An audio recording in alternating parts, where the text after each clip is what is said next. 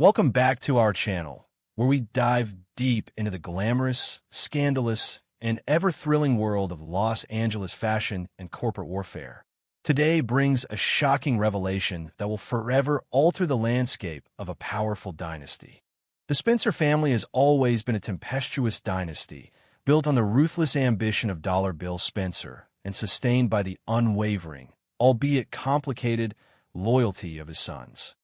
Wyatt Spencer's recent return to Los Angeles was heralded as a strategic masterstroke, a necessary reinforcement in the escalating corporate war between the rapidly expanding Logan brand and the legacy of Forrester Creations.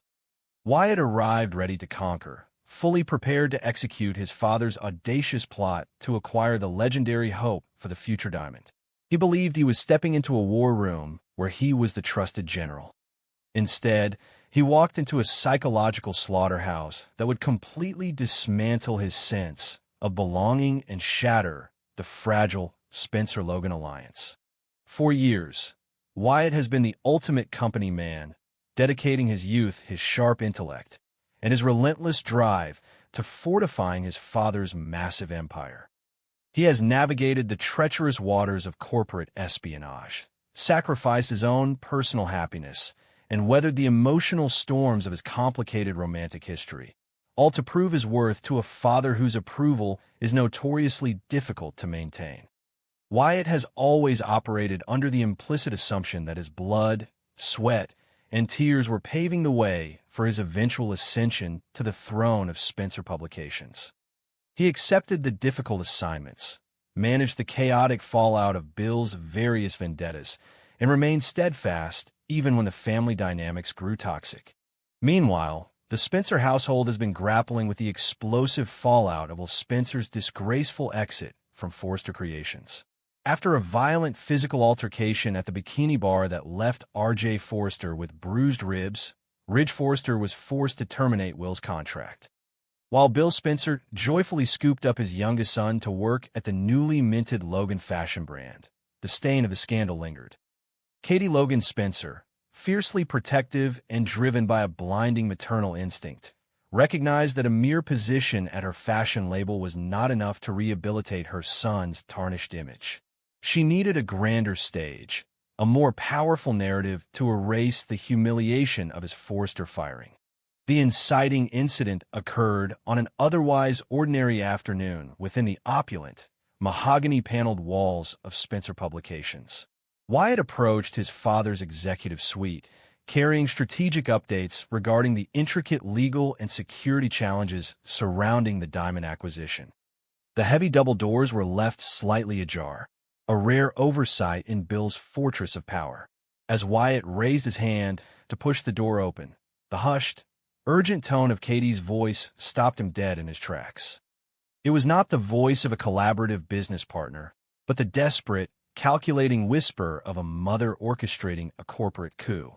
Standing frozen in the corridor, Wyatt listened as Katie passionately lobbied her husband, systematically dismantling Wyatt's entire future.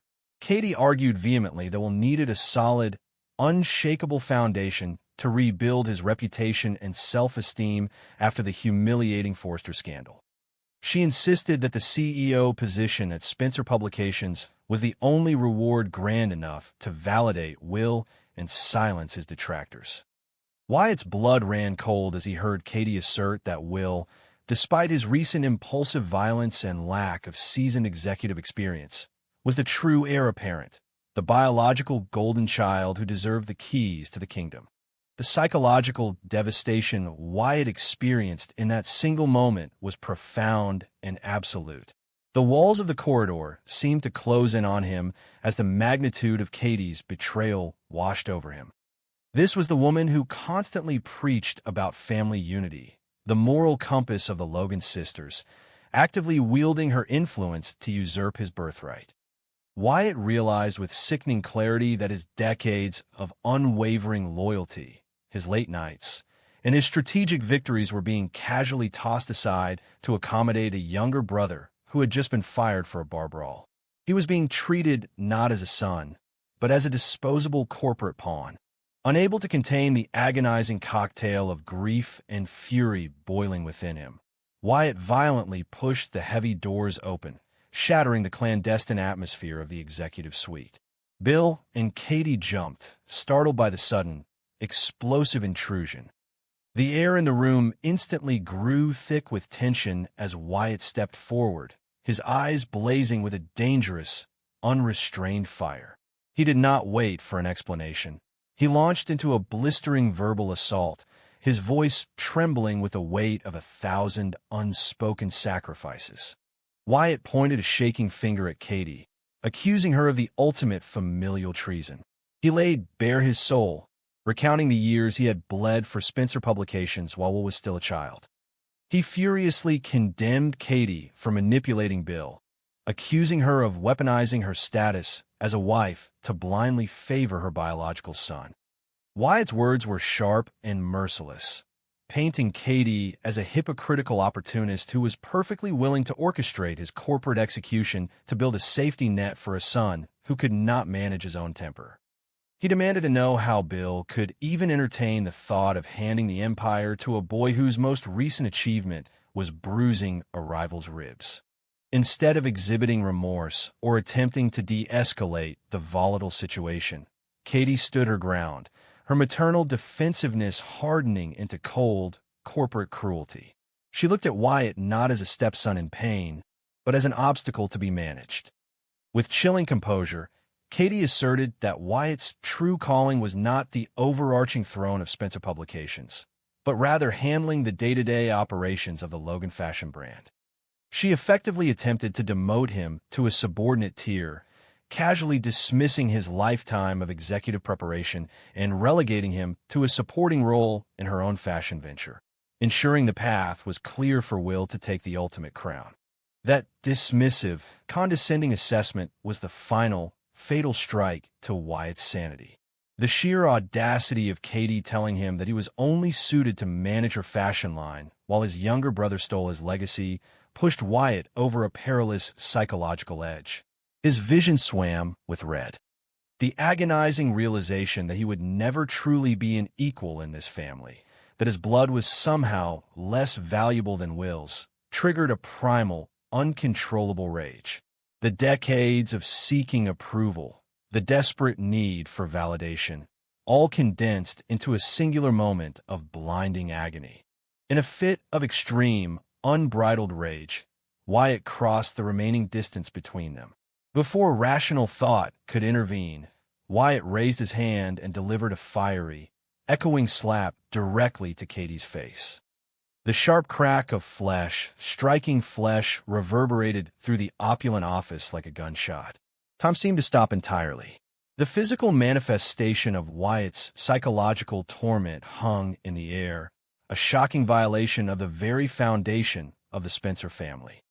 Katie stumbled back, her hand flying to her reddening cheek, her eyes wide with absolute, paralyzed horror. The momentary silence was instantly shattered by the terrifying eruption of Dollar Bill Spencer. The patriarch's protective instinct over the woman he loved overrode any lingering paternal bond he felt toward his son. Bill roared, a sound of pure, unadulterated fury, lunging forward to place himself between his wife and his son. The veins in Bill's neck bulged as he grabbed Wyatt, his eyes burning with a lethal intensity. In that moment, Bill did not see the son who had faithfully served him. He saw only a violent threat who had dared to strike the matriarch of his household. With a voice that shook the very foundations of the building, Bill unleashed a devastating decree. He threatened to banish Wyatt from the family, the company, and his life forever. Bill's words were absolute and unforgiving, stripping Wyatt of his title, his inheritance, and his identity in a matter of seconds. The patriarch declared that no amount of past loyalty could ever justify laying a hand on Katie, and that Wyatt was dead to him. The threat of permanent exile hung over Wyatt like a guillotine, the ultimate punishment for his momentary loss of control. The tragic irony of the situation was inescapable. While Spencer had engaged in a violent physical assault against R.J. Forrester, and his punishment was to be scooped up by his parents and secretly positioned for the CEO chair. Wyatt, pushed to the brink of madness by systemic betrayal, committed a single act of violence and was immediately threatened with permanent excommunication. This catastrophic confrontation not only severed the fragile bond between father and son, but also instantaneously terminated the strategic Spencer-Logan alliance that had been poised to dominate the fashion industry. As Wyatt stood in the center of the office, staring at the shattered remnants of his life, the true cost of the Spencer legacy became agonizingly clear.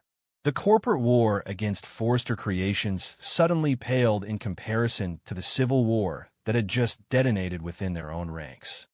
Wyatt's fiery slap was not just an attack on Katie. It was the explosive detonation of a family built on manipulation, favoritism, and conditional love. The empire that Bill Spencer built is now fractured beyond repair, and the streets of Los Angeles are about to witness the devastating fallout of a son scorned and a dynasty